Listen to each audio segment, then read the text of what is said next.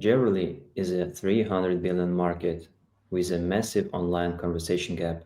Most shoppers drop off because they can't see how a piece looks on them. In this episode, I'm joined by Yevgeniy Makhmutov, CEO and co-founder Arbling, a white label, artificial intelligence, and augmented reality platform for jewelry retailers. Arbling turns simple product photo video onto a ultra-realistic 3D AR try-on layers on AI shopping assistant. Hello, Evgeny. Hi, hi, Renat. Thanks Thank you for for joining. yeah, thanks for the introduction. Thank you. Evgeny, could you start by telling about yourself and your background? Yeah, so I come from a family of jewelers,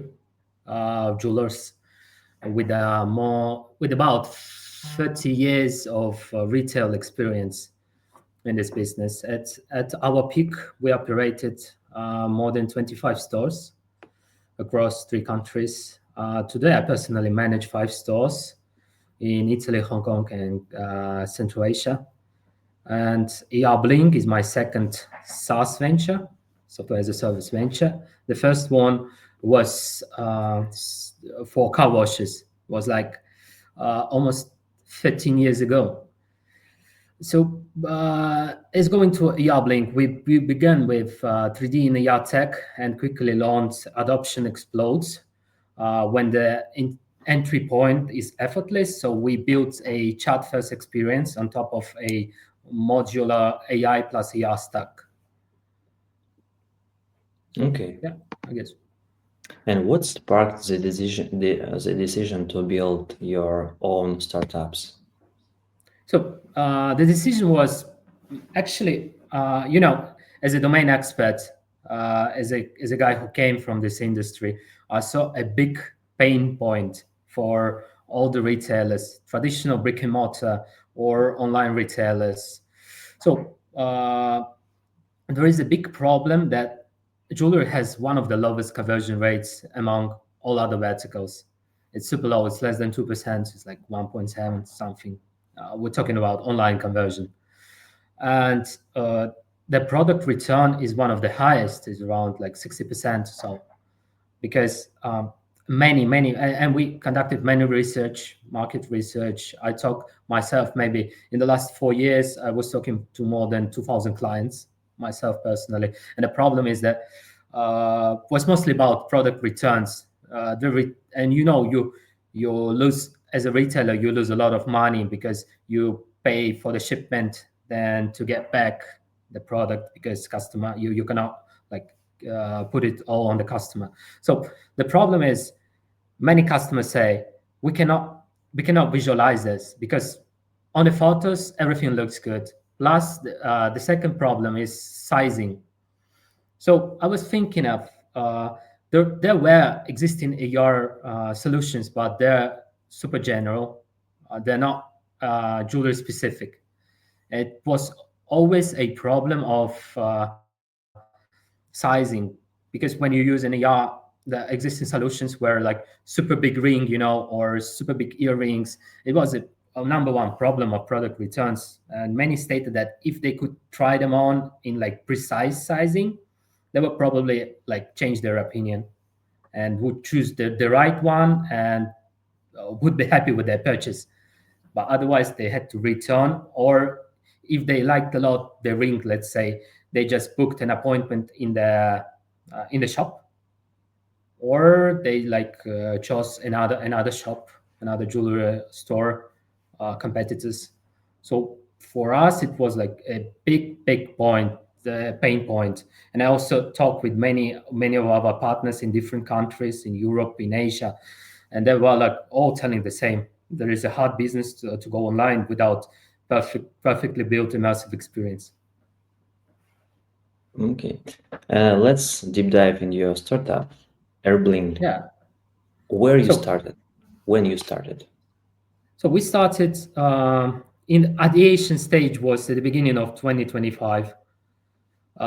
Then we pivoted many times, like 3 or 4 times, before coming to the complete solution, because we tested our ideas And because I have an access to clients and jewelry stores, jewelry retailers, we tested concepts on them to find a solid product market fit.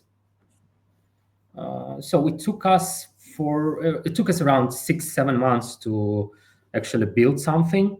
And also before doing it, I was gathering jewelry data sets to train an AI model, nerve model, uh, for photos to or videos of jewelry conversion into 3D models that will perfectly align for AR try-on. So we are building it for 6-7 months, but preparation started before, without even knowing I would found a startup. So yeah. Thank you. In one sentence, uh, Arbling, what is it? What problem does it solve, and who it's for? Yeah, Arbling is a chat-first modular platform for jewelry retailers.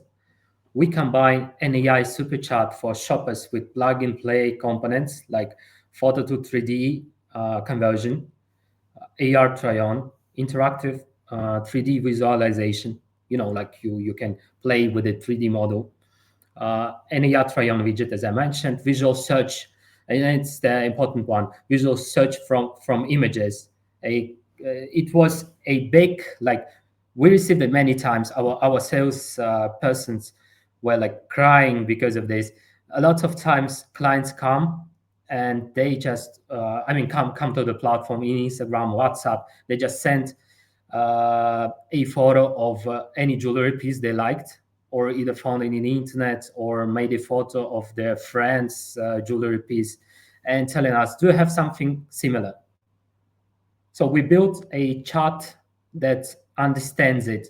They just clients of the retailer just uploads photos in the chat, and the chat finds all the similar products from the product catalog. So uh, above that, analytics like and CRM connections, and a and that's it. Yeah. So independent jewelers get an enterprise grade conversion without enterprise complexity. Everything's plug and play, easy to install. Okay. In one of your LinkedIn posts, you wrote, "We are not building an AR app. We are building the operation system for the jewelry industry's digital future."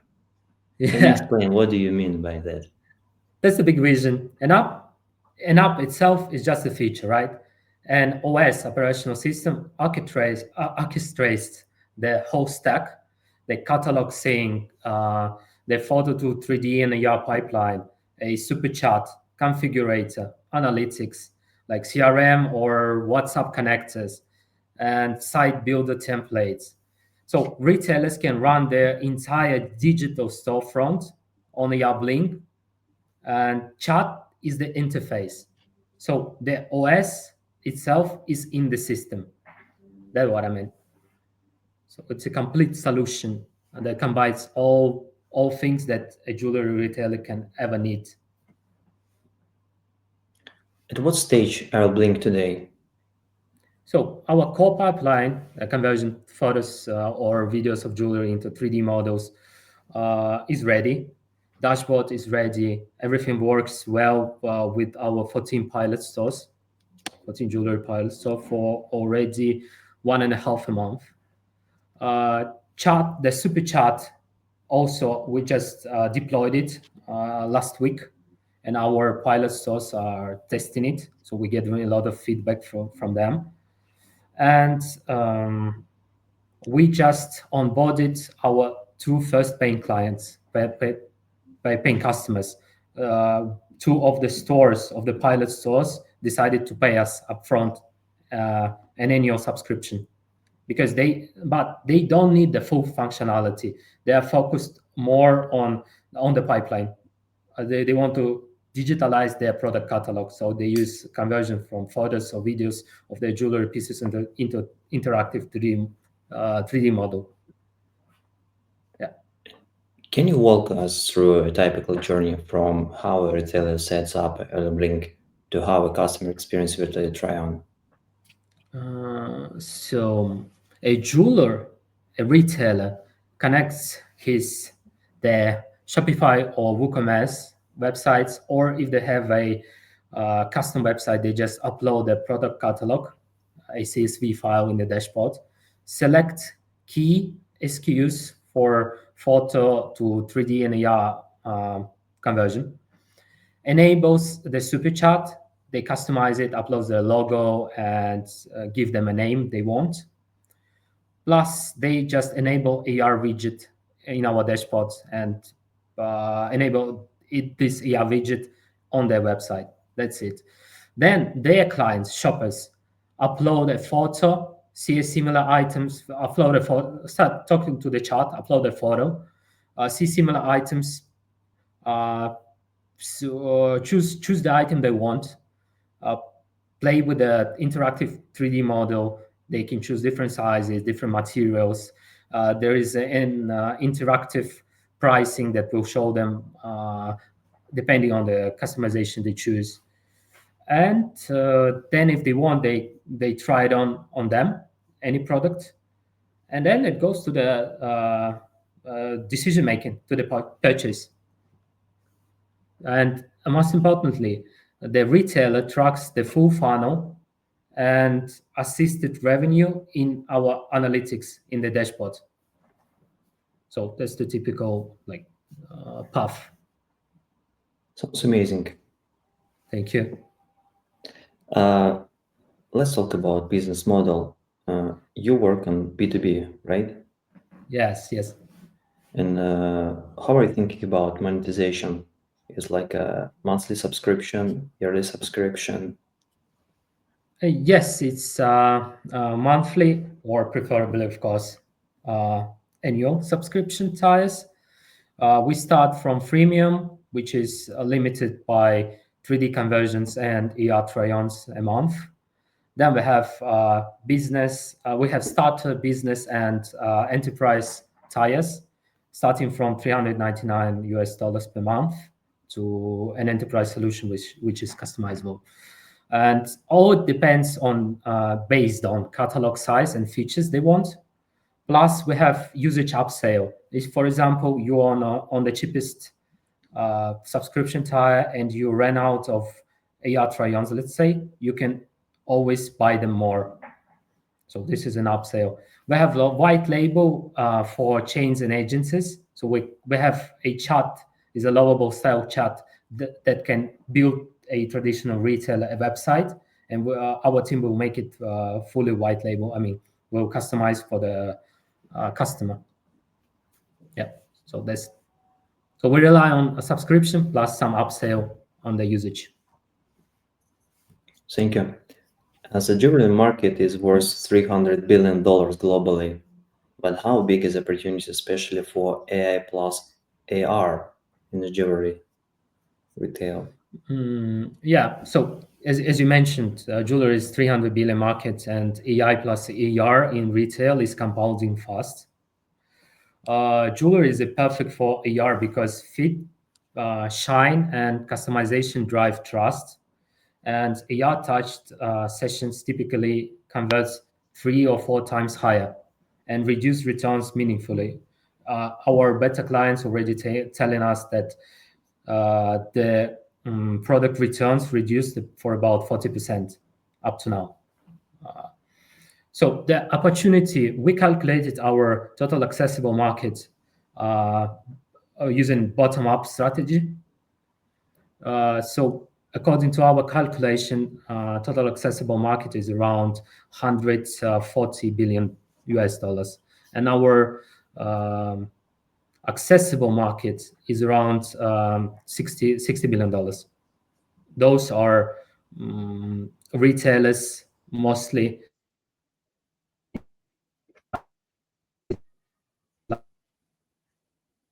without luxury grade uh, pain point. Sounds great. Sounds great. And the jewelry retailers look very different in Europe, US, Middle East.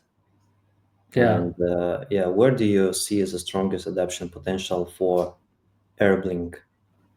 So independent and mid-market jewelers on Shopify or WooCommerce or Magenta are in the EU, US, and MENA. Uh, so I see that all these regions are similar in terms of adoption of these technologies because Gen Z especially are expecting an immersive experience. So we chose those three markets: European market, North American market, and MENA region as our main mm, regions to concentrate on. Let's talk about go-to-market strategy. In your LinkedIn post, you wrote GTM isn't your promotional strategy, it's your business operating system. Can you explain how this implies to Arbling?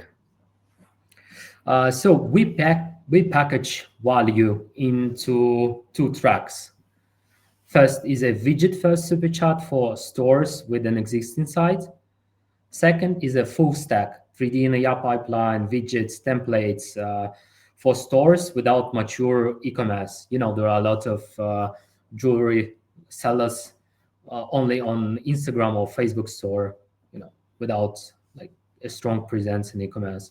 So distribution is simply install, instant catalog sync, and immediate ER ready demos.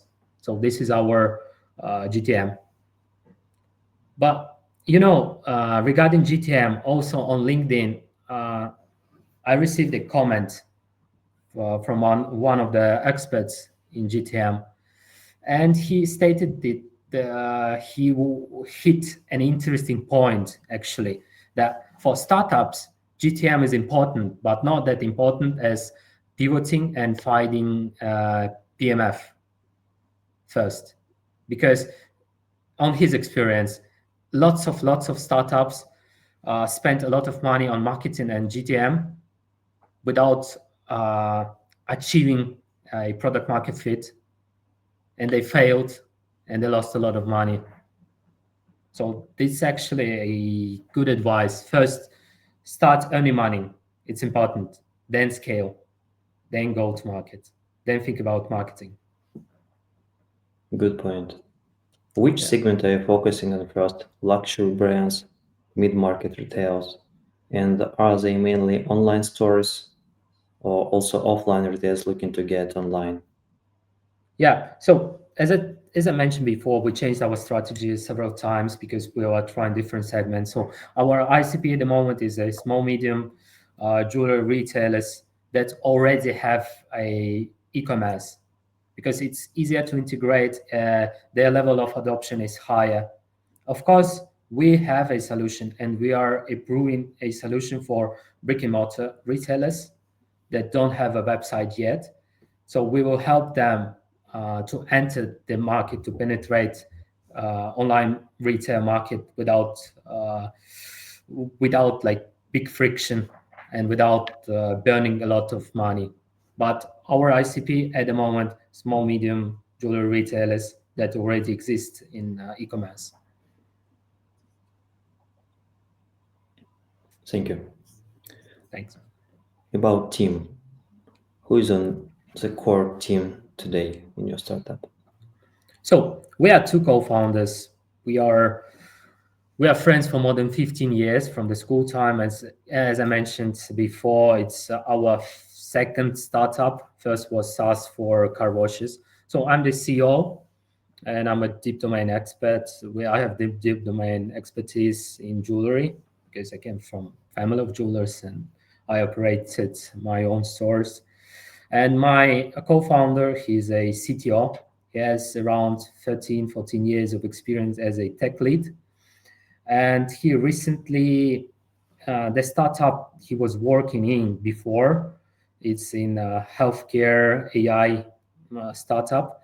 And they exited in $1.7 billion. They were merger and acquisition. So he has a lot of experience in building projects from scratch, from the technical perspective.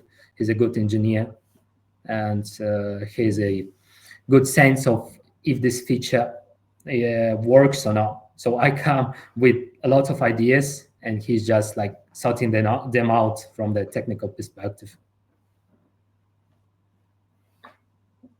When it comes to choosing your teammates, how do you know this is right person to build startup with? Yeah, first of all, we should have trust between us. Second is complementary skills. Mm, Although I think soft skills are important here in the startup world, I'm more about I think about hard skills of team members, of teammates, because we need cracked engineers, uh, tech guys, and soft skills are not easy but easier to replace. And but hard skills, yeah. So we are looking for people we can trust, and they have solid hard skills. What's the next in 3, 6, 12 months? Product, fundraising, or scaling customers? Okay, so we're planning to scale to our first 100 paying jewelry retailers, jewelry stores. We are planning to raise 1 million in seed for growth of our team and building advanced analytics. Next month, we're releasing our Shopify app as well. We planning to expand 3D in AR pipeline for all products, for all jewelry products, and we are polishing our super chat end to end. So those are three key steps for the next 6 to 12 months. In one of your LinkedIn posts, I saw that you got the offer, uh, yeah, investment 500K for 50% of your startup. What was the Yeah, decision and why? yeah, it was an interesting proposal. We received it. First proposal was 350K. We rejected it. They came a week later. It was just it was in, if I'm not, if I recall correctly, in May. So 500K for 50% of the company plus board seats, and decision making process will be divided. So our priority was to maintain the the right to make decisions. So we rejected it like almost immediately because we were not mature enough to negotiate for the better deal, and they were not moving from the final proposal. Right. Looking back, what has been the toughest challenge so far, and how did you overcome it? Oh, the toughest challenge was explaining that we are not just NAR, because when I reached to the first clients, to those 14 pilot stores, they were like just AR already exists, and it was to explain them that we're a complete system, that we are chat-led modular OS, that we provided in pilots, uh, that I proved them on my own store that AR try-on uh, sessions convert more, and the chat improves the customer experience and decrease the product returns. So the toughest challenge was because jewelers are super conservative in this sense, and to explain them and to prove them there is a value in this was a big challenge. But now it's easier because jeweler is a closed community, and words are spreading out like super quick. We're receiving a lot of emails with demo requests. So Now it's a bit easier. Without overcoming this problem, I think we wouldn't have this like kind of success, early success. Imagine you are in front of investor. In 30 seconds, why should they invest in your startup? So Arbling is like lovable for jewelry retail with a chatlet modular commerce for jewelry.